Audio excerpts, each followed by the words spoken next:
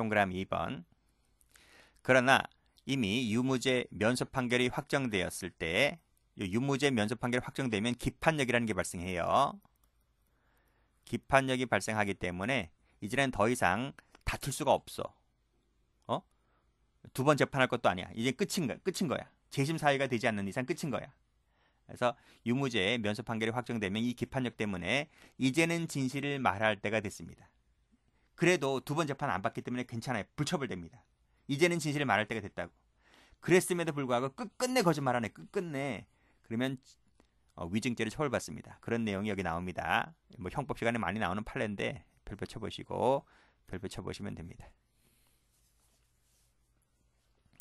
자, 이미 유죄의 확정 판결 받았다고요. 확정 판결 받게 되면 설명드린 대로 기판력이라는 게 발생한다. 두 번 재판은 이제 안 받는다고요. 이제는 진실을 말할 때가 됐다고요. 이제는 진실을 말할 때가 됐다고. 네가 지금까지 시종일관 거짓말했다 하더라도 이제는 진실을 말해도 괜찮다고요. 뭐 가중처벌되거나 하는 거 아니야. 이제는 진실을 말할 때가 됐는데, 사실대로 진술할 때가 됐는데, 근데 거짓말해. 공범 사건에서 사건이 소송 절차가 분리가 되어서 나는 이제는 깜빵에 가서 형을 살고 있어요. 이런 얘기야. 뭐 굳이 이런 거 얘기해야 되나? 자, 봐요. A하고 B가 지금 강도상해의 형법 시간에 있는 내용이죠. 공범입니다. 공범.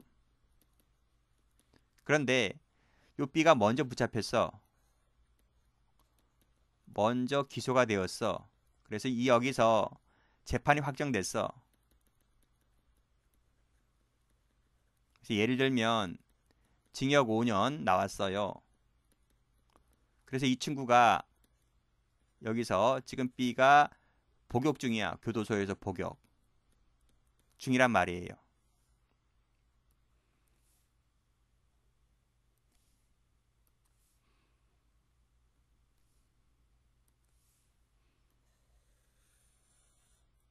자, 그런데 이 시점에서 요 A가 잡힌 거야. 체포가 된 거야. 한 2, 3년 꼭꼭 숨어 있었다는 거죠. A가 여기서 체포가 되어서 여기서 기소가 됐어. 기소. 플러스 기소가 된 거야. 지금 재판 중이야. 무슨 말인지 알죠? 사건이 분리가 되었기 때문에 이 B라는 사람은 요 재판 날짜에 증인 출석할 수 있다니까. 증인 출석. 이해되시나요? 증인 출석했다면 봐봐요. 나는 이제 유죄 확정 판결을 받았잖아. 그래서 징역 5년 받고 깜빵에 살고 있잖아요. 이제는 나는 재판이 완전 내 사건은 완전히 끝났기 때문에 이 공범 사건에 나와서 이제는 진실을 말할 때가 됐다고요. 진실을 말할 때가 됐다고. 시종일관 그 범행을 부인했다. 그래, 너가 너 사건에서는 시종일관 범행을 부인했어. 근데 그게 판사에게는 안 통했던 거야. 판사는 꿰뚫어 보고 있는데 이 새끼가 거짓말하는지 안 하는지. 그 징역 5년 매겼죠. 그래, 근데 그게 겁나서 이제 나와가지고 내가 여기서 이제 이실 짓고 얘기하면 내가 옛날 받았던 5년에다가 이거 재판 판결 뒤엎고 내 10년 때리는 10만만 맞는 거 아니야? 아니야. 그럴 리 없단 말이죠. 그러니까 이제는 진실을 말해도 돼. 근데 이놈이 그게 겁이 나니까 이 법정 공범 사건에 나와서 또 거짓말하는 거야. 여기서 또 허위 진술합니다. 그럼 뭐가 되는 거지? 이게 위증죄가 되는 거야. 위증죄 되면 어떻게 되는 거야? 공범 사건, 내가 받은 사건 5년에다가 위증죄 추가되는 거야. 그럼 형을 위증죄 사건이 1년이라고 하면 2년 받는다고 치면 2년을 더 살아야 되는 거야. 이런 등신이 어디 있습니까?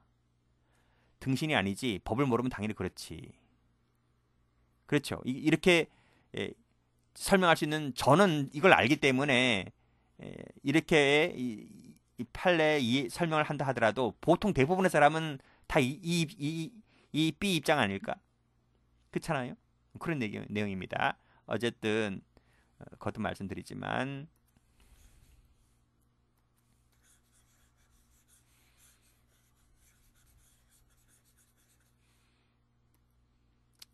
판결이 확정됐다면 이제는 기판력 때문에 두 번 재판 받을 일이 없다. 이제는 진실을 말할 때가 됐는데 여기 나오죠? 말할 때가 됐는데 거짓말했다면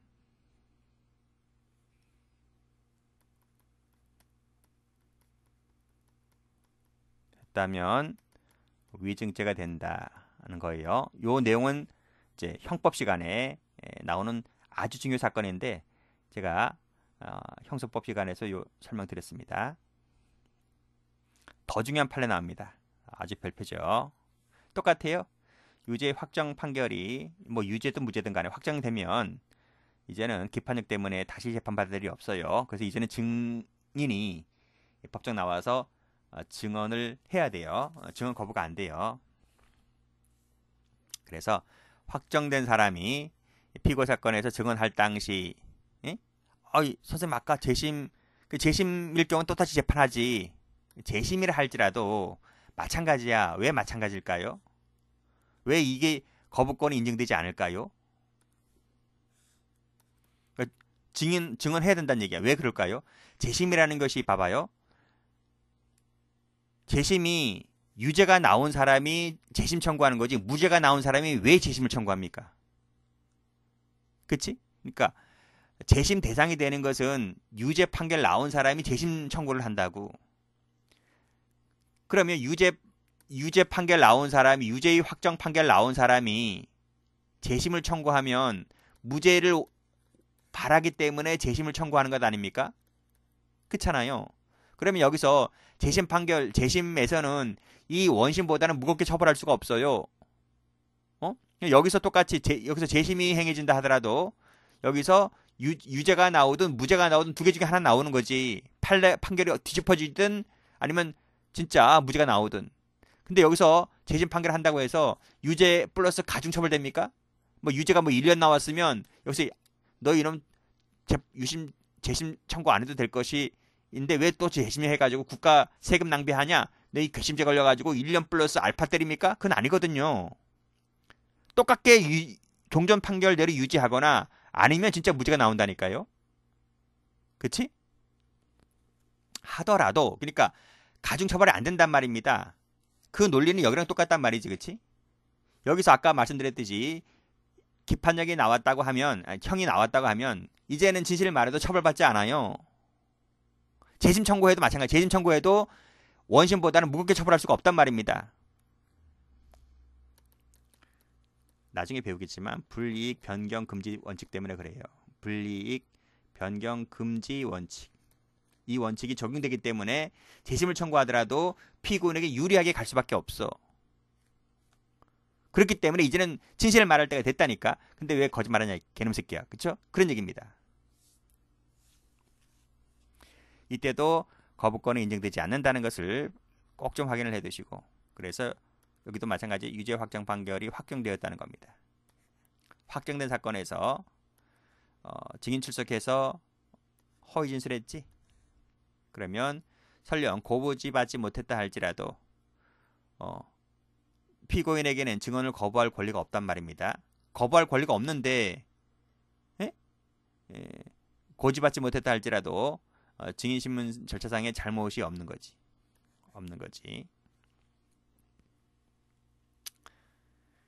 그러니까 여기서도 헛소리하면 위증죄를 처벌받는다. 그런 내용입니다. 중요합니다. 특히 1번이 중요해요. 1번이 아주 중요해요. 색깔 칠해드릴게요.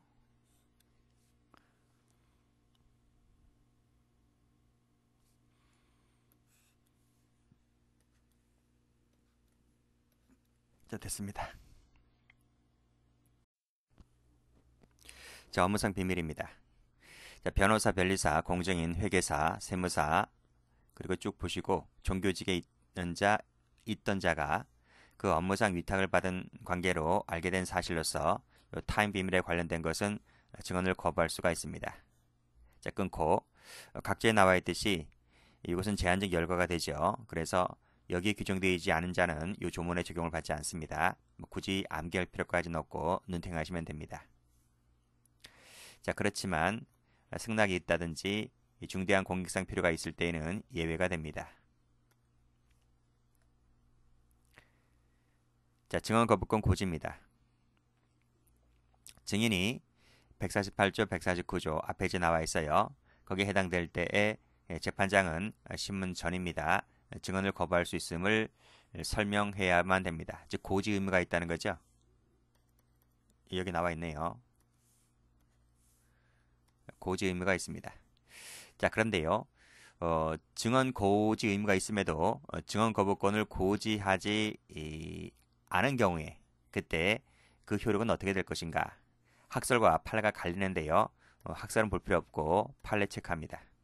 판례는 이 경우에도 즉 고지하지 않고 했더라도 우리 판례는 증거 능력을 인정한다는 것이 판례입니다. 자, 그런 점에서 뭐하고 비교하셔야 되냐면 우리 형사법 1에서도 배웠듯이 진술 거부권 배웠죠. 이 진술 거부권이고 여기는 증언 거부권입니다. 진술 거부권 불고지의 효과 어떻게 됐습니까? 효과는 증거 능력 없죠. 증거 능력이 없다. 이건 위법이기 때문에 증거 능력이 없다. 그래서 위법 수집 증거, 위수증, 위법 증거 배제 법칙에 따라서 증거 능력이 없다고 봤습니다. 이건 아주 명백한 중대한 위법이 되기 때문에 그래요. 그런데 증언 거부권 고지는 이 진술 거부권 고지와는 좀 다르다는 겁니다. 그래서 이 경우라 하더라도 즉 증언 거부권이 있음을 설명하지 않은 경우라 할지라도 그 증언 효력에는 영향이 없다. 여전히 유효하다라는 겁니다. 이것은 뭐다? 증언 거부를 고지하지 않는다 했을 때 적으세요. 이건 중대한 위법이 아니다 이거예요. 중대한 위법이 아니지만 진술 거부권 불고지는 중대한 위법이라는 거예요. 자, 그런 점에서 차이가 있습니다. 출제 많이 됩니다. 자, 두 번째로 볼 것이 그러면 증언 거부권을 고지하지 않고 했을 때 위증죄가 될 수 있느냐의 문제인데 판례는 원칙적으로 체크하시고 위증죄가 되지 않는다는 거예요. 자, 증례 수뢰 사건으로 기소되어 공동 피고인으로 함께 재판을 받던 중에 분리가 되면 증인될 수 있다 했죠? 그쵸? 이것은 이제 대항범이라 그랬습니다. 공동 피고인 되는 거죠. 공동 피고인이라 할지라도 분리되면 증인이 가능하다. 근데 여기서 이 친구가 증언 거부권을 고지받지 못했습니다. 그 상태에서 거짓말했죠. 그랬을 때 판례는 위증죄가 되지는 않는다. 자, 됐나요? 원칙적으로 위증죄가 안 되는데요. 예외가 됩니다. 예외가 있습니다. 체크하시고. 자, 증언 거부권 행사하는 데 있어서 사실상 장애가 없을 때는 그때는 위증이 됩니다. 자, 읽어볼게요. 이게 무슨 뜻인지. 자, 꺽쇠 1번입니다. 자, 증인신문 절차에서 법률에 규정된 증인 보호를 위한 규정. 이 규정이 뭡니까? 증언 거부권 고지잖아요. 증언 거부권 고지 규정인데 이것이 지켜지지 않은 것으로 될 때에는 증인이 허위로 진술했다 하더라도 이것은 위증죄로 처벌할 수 없는 것이 원칙이다. 앞에서 했지? 바로 기억에서 했습니다. 자, 끊고. 다만 당해 사건에서 증인 보호에 있어서 사실상 장애가 초래되었다고 볼 수 없을 때에는 그때는 위증죄가 된다 이런 말입니다. 그러면 여기서 사실상 장애가 초래되었다라는 말이 무슨 뜻일까?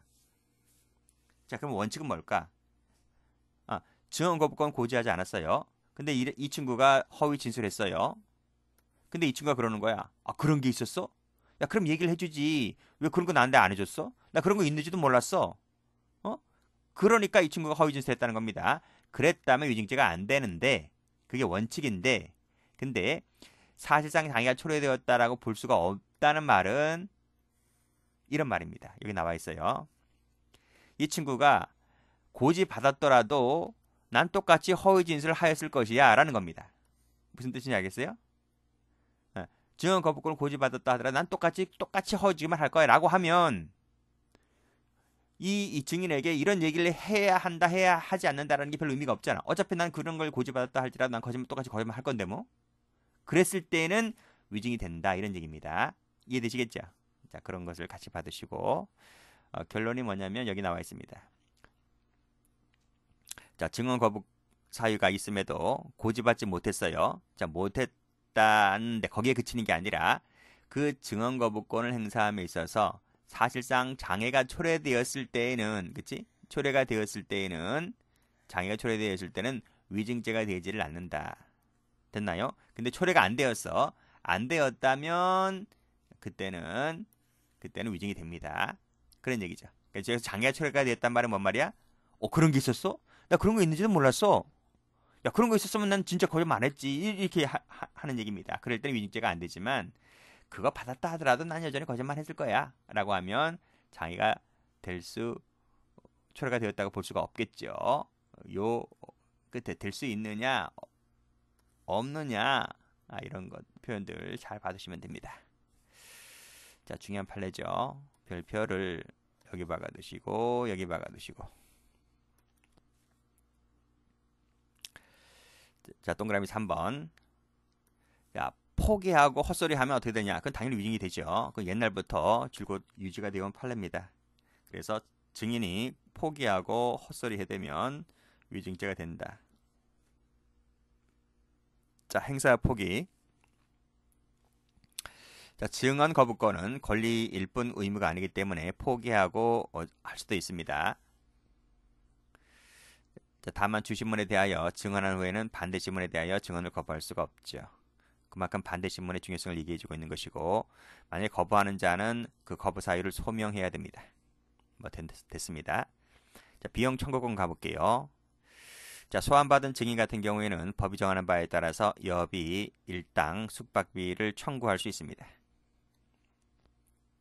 이게 원칙인데 정당한 사유 없이 선사나 증언을 거부하는 자는 예외가 됩니다. 자, 그런 내용들 정리하시면 되겠습니다.